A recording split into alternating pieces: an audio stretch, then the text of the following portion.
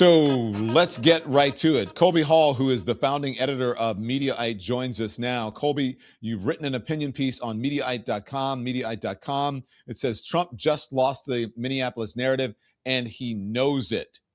What do you mean by that? And I would say, if this is true, even beyond Minneapolis, but why do you say that? And welcome. Well, thanks for having me, John. First of all, I have to open by saying the events on Saturday were just absolutely tragic, right? And, you know, there's obviously the murder of Alex Preddy, who was simply documenting the actions of ICE and was shot and killed. But what followed was, you know, senior administration officials, Stephen Miller, Kristi Noem, Gregory Bovino, all openly gaslighting to flat out lying to the American people, trying to create this narrative that somehow he was a domestic terrorist. He was a, quote, would-be assassin who wanted to massacre a bunch of ICE agents. And thank God there was video, because without that video, they would have held to that narrative. But that narrative or that video was sort of viewed repeatedly by multiple outlets, and everyone said, that's BS, no. And, you know, Trump is never, ever one to admit defeat or even retreat. We saw a signal Sunday night when he did a 5-minute interview with Josh Dawsey at the Wall Street Journal, where he refused to say that Alex Preddy did anything wrong, and even opened up the idea that maybe they would remove troops from Minneapolis, the ICE agents from Minneapolis. And then early Monday morning, he sort of basically followed Brian Kilmeade's lead. Brian Kilmeade all morning on Fox and Friends, which is Trump's favorite show, was saying, where's Tom Homan? Tom Homan is the grown-up. And by like 9:30, he announced that Tom Homan was going to be sent to Minneapolis, basically benching Kristi Noem and Greg Bovino. And that doesn't necessarily look like a retreat, but in the context of Trump, that's as close to an admission of failure as you will ever get. And I think you're right to question this. I'm not sure this is just this specific murder of Alex Preddy, rest in peace, but it's a larger sort of retreat, an acknowledgement that the Stephen Miller sort of ICE anti-immigration policy, which is so controversial, is killing him and Republicans in the polls. This was something that he was elected on, that helped get him elected because he was strong on immigration. And America sees what's happening, and they're saying, no, this is not what America is. So I think it's a pretty historic moment that Trump was basically pivoting, saying, yeah, this isn't working. Because I don't think he's really principled. I think he only wants to try to win the narrative. And this is an admission that he lost. Well, Colby, since you mentioned Kristi Noem and what she was saying on television, which was just infuriating most people, I believe, in this country who have eyes and ears, and maybe one of the reasons that he has called in Tom Homan. This is that interview, at least part of it, and then we'll discuss. Here it is. Because you mentioned the protocol, there is an angle of the video that we've been playing all morning where it shows an officer removing a weapon either from Alex Preddy's waistband or a holster, and he walks away with the weapon before officers start shooting. It appears that Alex Preddy was disarmed. If he was disarmed, is it the protocol to use deadly force? And that's all part of this investigation. Every video will be analyzed. Everything will be looked at. And that's part of the answers that I can't speak to every single thing that those officers thought, but this happened in seconds. They clearly feared for their lives and took action to defend themselves and the people around them. If you watch that and you listen to those videos, you can hear someone yelling, gun, gun, gun, and those agents and officers reacted to that. So as this investigation goes forward, all of that will be analyzed. What did you think of that? That wasn't good. That was terrible. I mean, one thing, Peter Doocy asked politely, but a good, tough question. That was, Kristi Noem was backtracking from what she had said initially on Saturday, that it was he was a domestic terrorist. But when I watched this live, when I watched him speak live, her speak live, and when I saw Greg Bovino say all this crap on, part of me was saying, like, you know, initially I was like, holy shit, I can't believe they're just openly lying. But there was part of me that was thinking, good, keep going. Keep lying, keep trying to gaslight, because you know what? Average American people across the partisan spectrum are going to watch that and say, like, what the hell are you talking about? And they kept digging. And that was effectively the point of my column, is that today, Trump said, you know what, we got to stop digging. We're digging this hole. We're gonna pivot. And he didn't do that because whimsical. They're losing, and they're losing big because Americans have had enough, and not just of the killing of American citizens who are just peacefully capturing on video this ICE agent action, but just the open lying and gaslighting of the American public. It just can't stand any longer.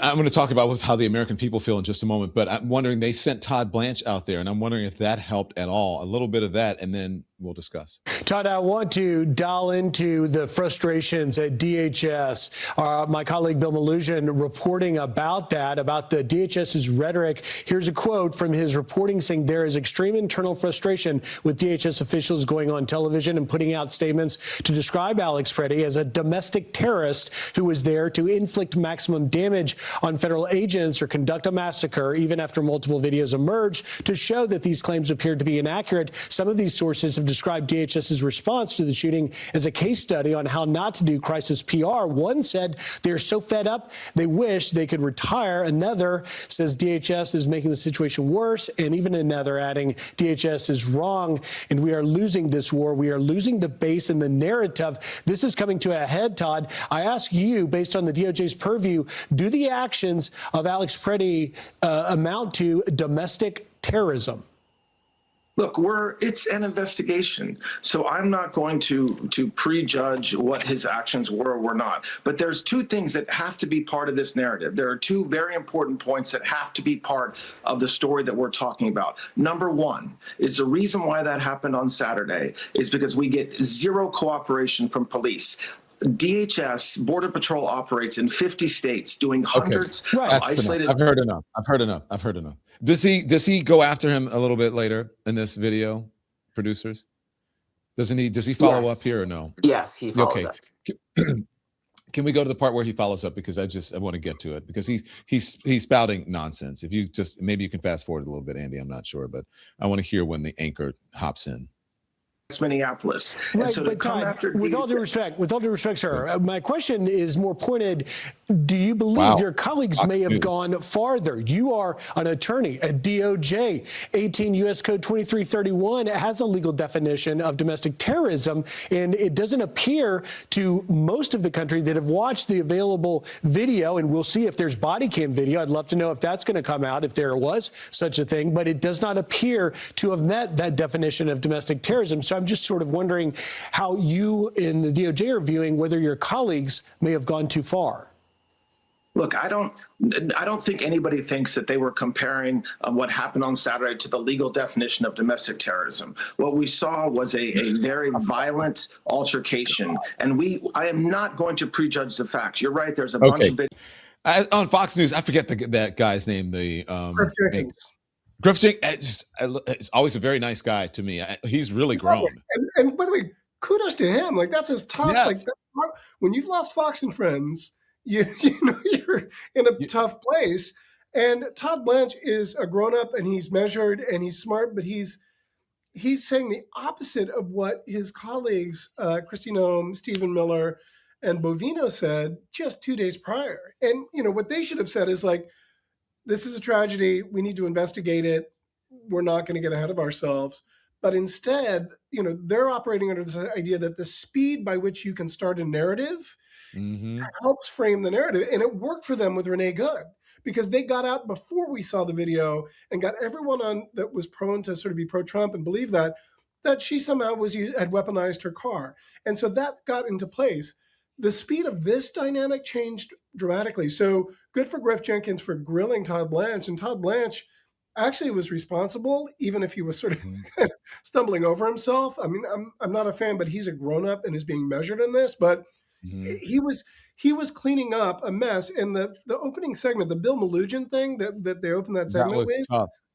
Well, that was the signal, right? That was the signal that the Trump administration is saying, hey, we're going to throw Noem and Bovino under the bus, right? And this isn't working. And so that was their talking points are all very well coordinated. So once that came out, the rest of it followed suit, leading to Tom Homan going there. And who would have thought Tom Homan ends up being the grown-up in the room? Because he's a guy that allegedly received $50,000 in a bribe in a Bag. cab, right? And wasn't it a kava bag or a, no, I forget which. Reportedly kava bag. He has denied it, though it remains curious. It wasn't that. What was the other bread place that I thought it was either a kava bag or one of the other? Not Penn. not a Panera bag. I don't know. Maybe. Okay. So anyway, something like that. Now back to your opinion piece. Trump just lost the Minneapolis narrative, and he knows it. Your very first paragraph, I think, is kind of lays it out. President Donald Trump is always governed on the belief that forceful assertion can move faster than facts. This weekend, after federal agents killed Alex Preddy during an ICE operation in Minneapolis, that belief met a limit, and the collision played out in public. Now, public opinion. Here is Harry Enton on CNN. Yeah, I'm not really surprised that President Trump is sending Tom Homan in, because ICE, DHS, Kristi Noem have been a political disaster. Because just take a look here. I mean, ICE's net approval rating during Trump's term, you go back to term number one, look, it's pretty even at 0 points. You go to June 2025, right? That was when all that stuff was going on in Los Angeles. They dropped down, look at this, minus 17 points, way in the basement. But then after Minneapolis, it's even lower, minus 27 points on the net approval rating of ICE. Of course, this all being done under Kristi Noem. So, no, what's going on in Minneapolis is not popular at all. What's been going on during this second term under ICE, under the Trump administration, under Kristi Noem, has very much not been popular, and it's only been getting more and more unpopular. All right. What do you say, Colby Hall? Thank you for that. What do you say, Colby? It's exactly what you said. He says that's why they're sending in Holman. He's right. And it's, by the way, Trump doubled down this morning. He's saying that if you put out a bad poll, that's criminal and there should be criminal charges. And of course, that's bizarre and dumb. But what he's saying is the tell is that he's recognizing that the polls, not just on immigration, but broadly, are terrible for him right now. So what does he do? He thinks, well, they're illegal because he's in such a bubble of sycophants and suck-uppery that, like, he can't believe either he's lying or he really believes what his closest sort of allies are telling him, which are false. Because the facts are 70% of Americans hate this policy. And when you have imagery of an ICE agent shooting a dude in the head who is an ICU nurse at a VA and a great American patriot. Like, again, we can't lose like just how absurd and crazy the actions of this weekend are. And largely because it's now a pattern. Renee Good was really, really terrible. Alex Preddy means that, that wasn't a one-off. There's a line now. And without any sort of material change in this policy, that pattern is likely to continue. Okay, this is, let's see. It's not just the public, right? Republicans are not happy. When you have lost Ted Cruz, that's problematic. Ted Cruz is tweeting saying, you're going to lose the House, you're going to lose the Senate, you're going to spend the next 2 years being impeached every single week. And then we have this from Trey Gowdy.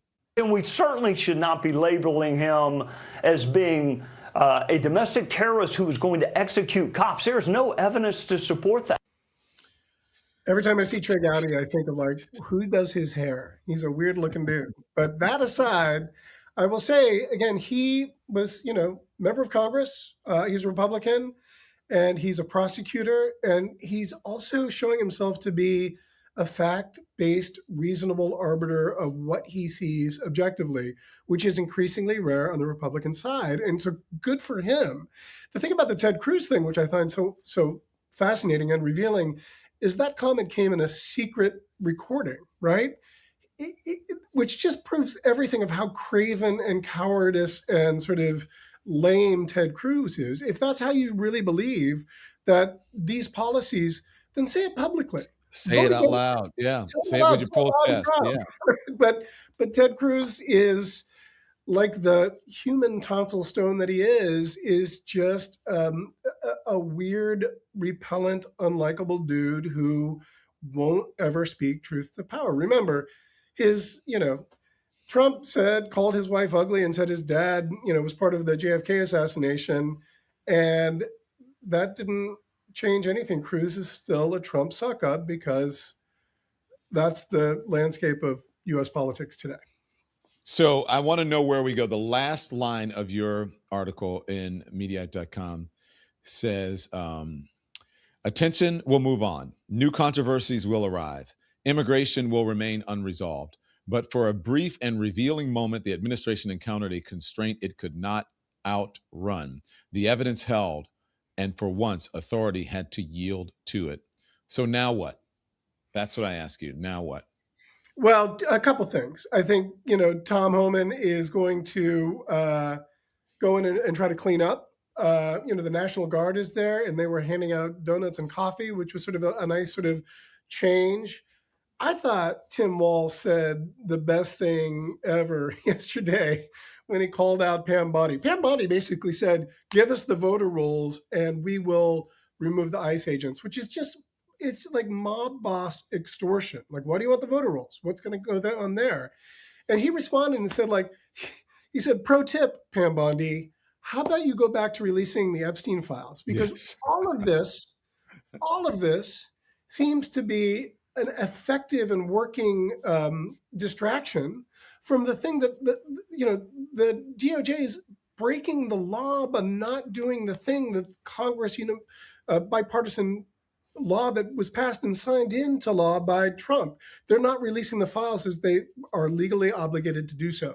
So I think, is this the end of the Trump administration? No, because he will never, ever admit defeat. And this isn't even an admission defeat. It's more of a nuanced observation. So, but I do think that he recognizes that he's losing public support over this. And, it's a slippery slope. It's hard to imagine him changing colors, right? He has proven himself to be consistent. So all the things that in his behavior that have led us to this place will continue. So until the Republicans sort of find a backbone and step up and say yeah, you're going too far, I don't know. There's part of me that says, I have friends that say don't defund ICE. ICE is this ICE thing, it's going to be defund the police. It's a terrible sort of thing to think of, but Democrats. It's going to be tough with the storm because of FEMA. That's going to be really that's a real added. But also, it's defund the police kind of backfired. This is a shitty political thing for this administration. Let them own it. Don't give them an out. Yeah, I got to go with a quick answer. Have they lost the media? And by that I mean the conservative media. It's they're splitting the media. Some of them are doubling down, but a lot of them are starting to say yo, this is bullshit. So we'll see. But they'll go back. They're lame. They always do. They always do. Colby Hall is the founding editor of Mediaite.com. He has an opinion piece that's just released called Trump Just Lost the Minneapolis Narrative, and he knows it. Thank you, Colby. Thanks, Don. Thanks so much for watching, everybody. Your support means the world to us. Don't forget to hit that like button and subscribe so you never miss a show. We're live every weekday at 10 a.m. and 5 p.m. Eastern Time with new clips dropping at 2 p. and 8 p. And if you want even more Don Lemon Show content, join the Lemon community. Members get exclusive posts, behind-the-scenes videos, and live chats just for you. So hit the join button or visit our channel page to sign up. Thanks again for all your love and your support, and I'll see you next time.